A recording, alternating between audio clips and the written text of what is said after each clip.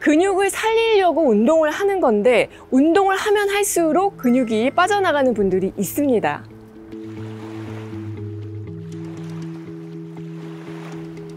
안녕하세요. 정세현 의사 라이프 레시피 정나래입니다.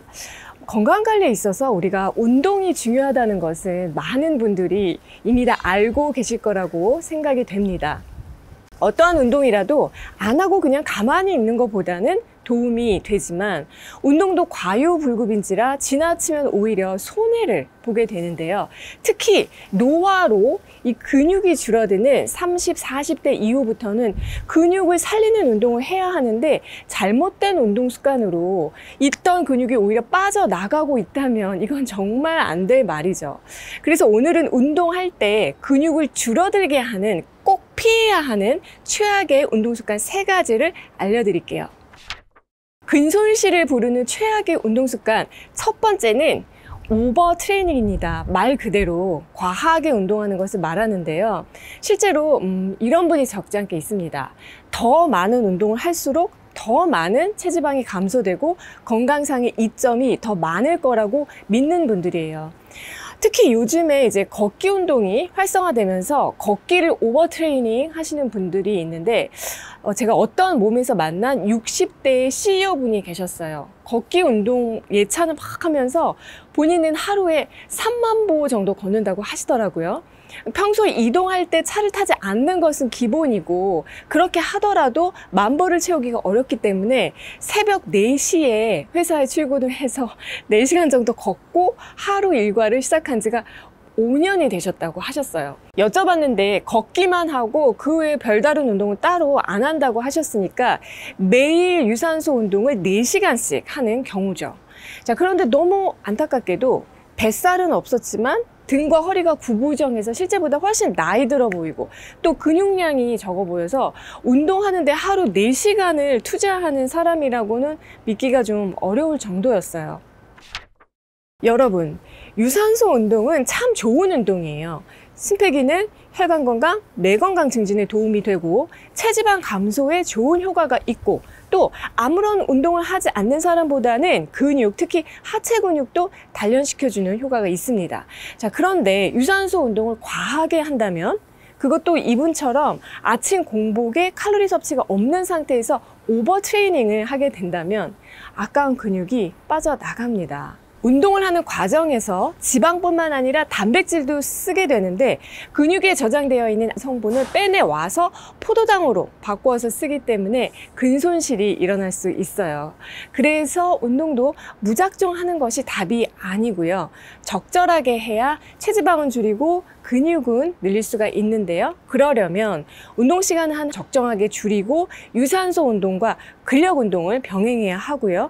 또 근육량 증가가 더 중요한 몸 상태라면은 근력 운동에 더 초점을 맞춰서 중점적으로 해야 합니다. 그러면 근손실은 막고 체지방은 줄일 수가 있어요. 근손실을 부르는 최악의 운동 습관 두 번째는 부실한 영양 섭취입니다. 운동은 아무런 문제가 없는데 영양을 게을리해서 근손실이 일어나는 경우가 의외로 많습니다.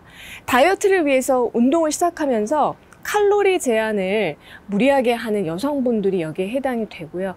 또 어르신들 중에서는 밥맛이 없고 귀찮아서 그냥 밥에 대충 물 말아서 먹는 식으로 식사를 하는 분들도 해당이 되는데요. 우리 몸은 칼로리가 부족한 상태에서 운동을 하면은 근육을 녹여서라도 에너지를 만들고 반대로 에너지가 넘치면 이 풍부한 에너지를 근육을 키우는 데 활용하게 됩니다. 그래서 운동을 함과 동시에 영양소를 충분히 섭취하면은 근육량이 늘어나는데 운동만 하고 영양 섭취가 부실하면은 운동을 하면 할수록 근육량이 점점 감소하게 돼요. 이를 위해서는 우선 단백질을 충분히 섭취해야겠죠? 얼만큼요? 이렇게 기억하시면 쉬운데요. 체중 1kg당 단백질 1g. 그러니까 내 몸무게가 60kg이라면 하루 60g의 단백질 섭취가 기본이 돼요. 예를 들어서 두부 한 모에는 약 30g의 단백질이 들어 있습니다. 그러니까 한 모만 섭취를 해도 성인 하루 단백질 권장량의 절반 정도를 섭취할 수가 있고요. 단백질 중에서도 류신이라는 아미노산이 그 근육 합성을 촉진하기 때문에 굉장히 중요한데 콩 속에 매우 풍부하게 함유되어 있어요. 그래서 콩을 발효시키면 류신이 28배 정도 증가하기 때문에 발효콩을 밥에 넣어 드시는 것도 굉장히 좋은 방법이고요. 이 외에도 뭐 우유, 달걀, 생선같이 단백질이 풍부한 음식을 매 끼 돌려가면서 드시는 것이 좋습니다. 자, 그런데 다이어트를 하는 분들 중에서는 또 너무 단백질 위주로만 드시고 탄수화물을 거의 안 드시는 분들도 있는데 이것 역시 건강한 방법이 아니고요.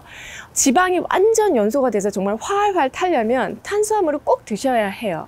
다만 이제 혈당을 너무 빨리 올리는 그런 설탕이 많이 들어가 있는 음식이나 정제 탄수화물 같은 음식이 아니라 느린 탄수화물 위주로 드시면 돼요. 그래서 결국은 영양소가 한쪽으로 치우친 것이 아니라 단백질, 탄수화물, 지방이 골고루 균형 잡힌 식단을 하시는 것이 중요합니다.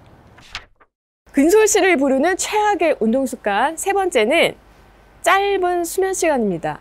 이건 저의 고민이기도 했었는데요. 업무가 많다 보니까 잠자는 시간을 줄여서 운동을 할 수밖에 없는 상황인 거예요. 그래서 하루 7시간 정도 잤었는데 그 시간을 줄여가지고 하루 5시간 자면서 운동을 했었는데 어느 순간부터 점점 이 피곤이 쌓이면서 운동도 잘 안 되고 운동 효율이 떨어지는 것을 느끼게 되었고요. 그래서 저는 매일 운동을 하기보다는 하루는 푹 자고 하루는 운동하는 것을 이제 반복하면서 그렇게 수면 시간도 확보하려고 노력을 했었습니다.